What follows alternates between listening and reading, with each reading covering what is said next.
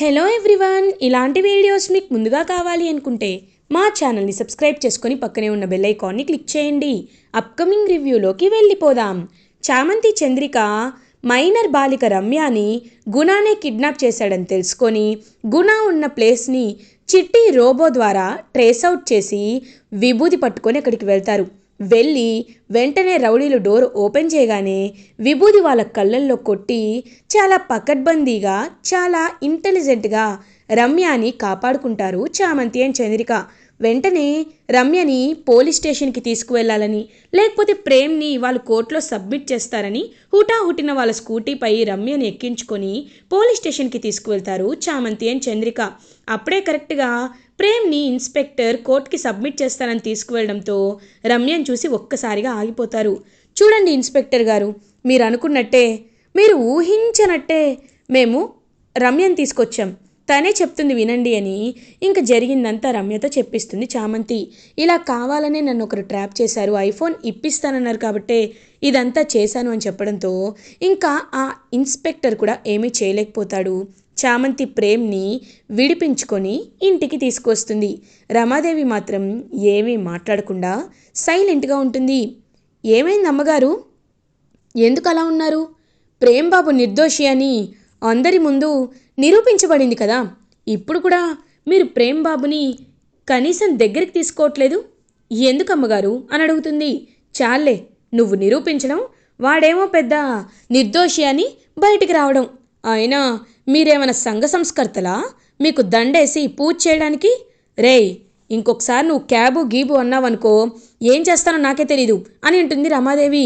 అమ్మా, నువ్వు ఎన్నైనా చెప్పు, ఇలాంటి సమస్యలు వచ్చాయని నేను క్యాబ్ డ్రైవ్ చేయడం మానేయడం నేను ఊరుకోను, ఖచ్చితంగా డ్రైవ్ చేసే తీరుతాను అని గట్టిగా మొండిగా చెప్పి అక్కడి నుండి వెళ్ళిపోతాడు ప్రేమ్. ఇంకా ఒక్కసారిగా రమాదేవి వీడు వినడు, నా మాటే విండు, వింటే ఎందుకు ఇలా ఉంటారు అని అక్కడి నుండి వెళ్ళిపోతుంది రమాదేవి. రోజా తన ప్లాన్ ఫ్లాప్ అయినందుకు చాలా బాధపడుతూ ఉంటే ఇంకా అప్పుడే కరెక్ట్గా చామంతి రోజా వైపు చూస్తూ చాలా ఇరిటేటింగ్గా ఫీల్ అవుతుంది. నీకు ఇలా కాదు, రేపు చెప్తాను కదా అని కోపంతో రగిలిపోతుంది చామంతి రోజాపై. ఇది ఇలా ఉండగా నెక్స్ట్ డే మార్నింగ్ అవుతుంది. నిషా వాళ్ళ ఫాదర్ మినిస్టర్ ఇద్దరు కలిసి ప్రేమ్ వాళ్ళ ఇంటికి వస్తారు. ప్రేమ్, బాబు ప్రేమ్ అని ప్రేమ్ని పిలుస్తారు. ఇంక ప్రేమ్ అలా వచ్చి చూస్తాడు. ప్రేమ్, నీకేం కాలేదు కదా అని అంటుంది నిషా. నిన్నంతా ఎక్కడికి వెళ్ళిపోయావు నిషా అని అడుగుతారు. ప్రేమ్, నేను నా ఫ్రెండ్స్తో కలిసి గోవాకి వెళ్ళాను, అక్కడ అసలు ఏం జరిగిందో న్యూస్ కూడా నాకు తెలీదు, తిరిగి వచ్చాకే నాకు ఈ న్యూస్ తెలిసింది అని చెప్తుంది నిషా. అవును బాబు, నేను కూడా అర్జెంటుగా ఢిల్లీ వెళ్ళడం వల్ల నాకు నిన్న జరిగిందని తెలీదు, లేకపోతే ఒక్క దెబ్బలో నిన్ను బెయిల్పై బయటకు తీసుకువచ్చేవాణ్ణి. అయినా ప్రేమ్, నువ్వు క్యాబ్ నడపడం ఏంటి అని అడుగుతారు మినిస్టర్. ఇంక వెంటనే ప్రేమ్ అలా ఆలోచిస్తూ ఉంటే రమాదేవి, ఏం లేదు, ఆ అమ్మాయి లిఫ్ట్ అడిగితే వాడిచ్చాడంతే, అంతకుమించి ఏమీ లేదు అని కవర్ చేస్తుంది. వెంటనే ప్రేమ్, అమ్మా ఎందుకమ్మా కవర్ చేస్తున్నావు, ఎవరి ముందు ఇప్పుడు కవర్ చేస్తున్నావు? పెళ్లి చేసుకోబోయే వాళ్ళకి అన్ని నిజాలు చెప్పే చేసుకోవాలి, ఏ విషయం దాచిపెట్టకూడదు.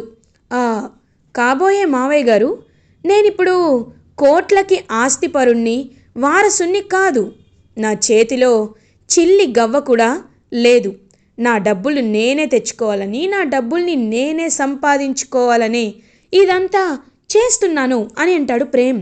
ఒక్కసారిగా ఇంకా నిషా షాక్ అయిపోతుంది. ప్రేమ్, ఆర్ యూ జోకింగ్ అని అంటుంది. No Nisha, nothing like that, I'm damn serious in this matter. నేను చాలా సీరియస్గానే చెప్తున్నాను. నాకు అన్నయ్యకి ఒక క్లాష్ వచ్చింది. అన్నయ్య, అడుగుతూ ఉంటావు కదా, నీకేమీ తెలీదు, నువ్వేమీ చేయలేవు, నువ్వు ఒక వేస్ట్ అని అంటూనే ఉంటావు కదన్నయ్య, అలాంటప్పుడు ఇప్పుడు నీ నోరెందుకు తెరుచుకోవటం లేదు? మన అగ్రిమెంట్ గురించి చెప్పన్నయ్యా అని అంటాడు ప్రేమ్. ఇంక వెంటనే అలా అరుణ్, అవును, మా డాడ్ నాతో ఒక అగ్రిమెంట్లోకి వచ్చారు, ప్రేమ్కి 2 నెలల టైం ఇస్తున్నారు, ఈ టైంలోపు ప్రేమ్ తన్ని ప్రూవ్ చేసుకొని మా నుండి ₹1 కూడా తీసుకోకుండా బిజినెస్ సక్సెస్ అయితే అప్పుడు ప్రేమ్ పందెంలో గెలుస్తాడు.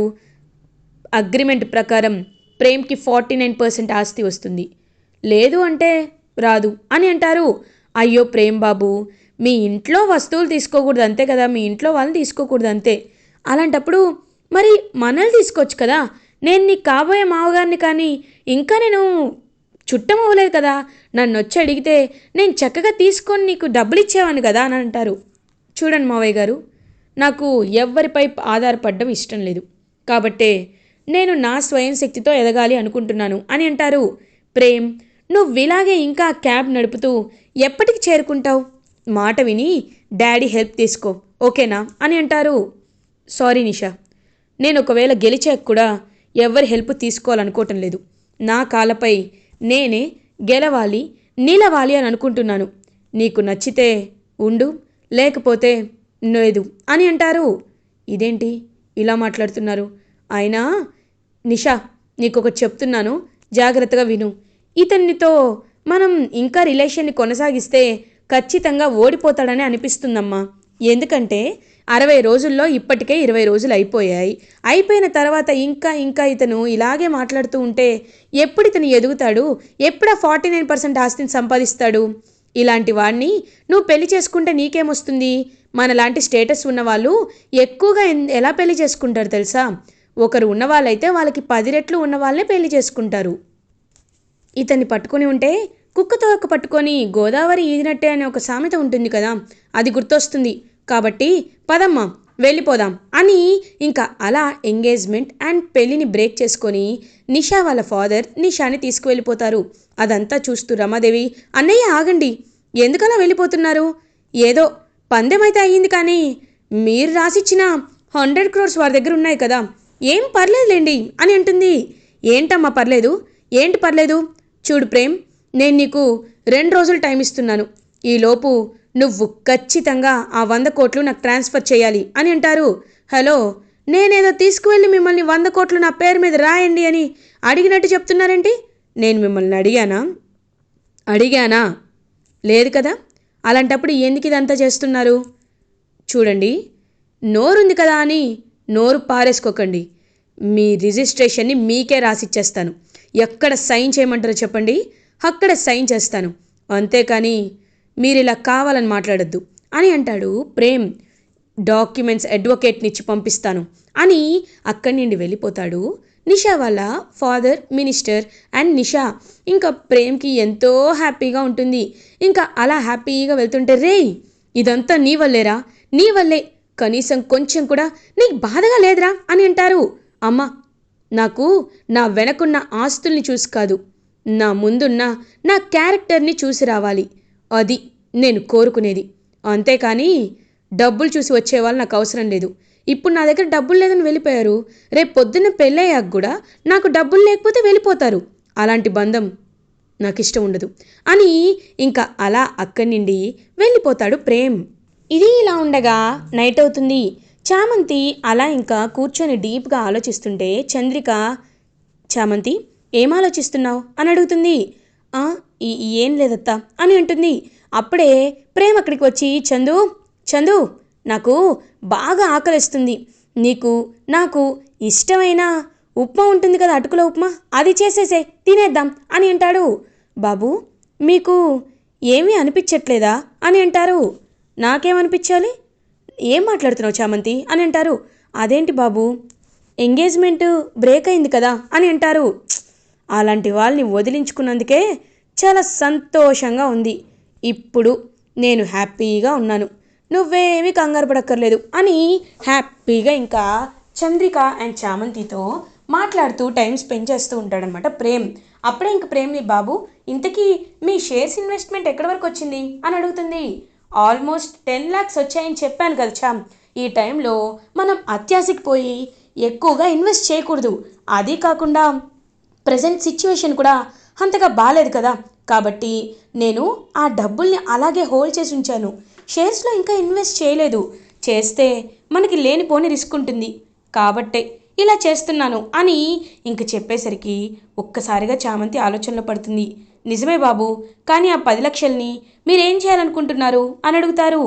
నేను అదే ఆలోచిస్తున్నాను చామ్ అని అనేసరికి వెంటనే, బాబు ఇప్పట్లో ఏం ఐడియాస్ ఉంటున్నాయి అని ఆలోచించేసరికి, బాబు ప్రేమ్ బాబు, నువ్వు గనక ఈ బిజినెస్లో సక్సెస్ అయితే నేను యాదగిరి గుట్టకొస్తానని మొక్కుకున్నాను అని అంటుంది చంద్రిక.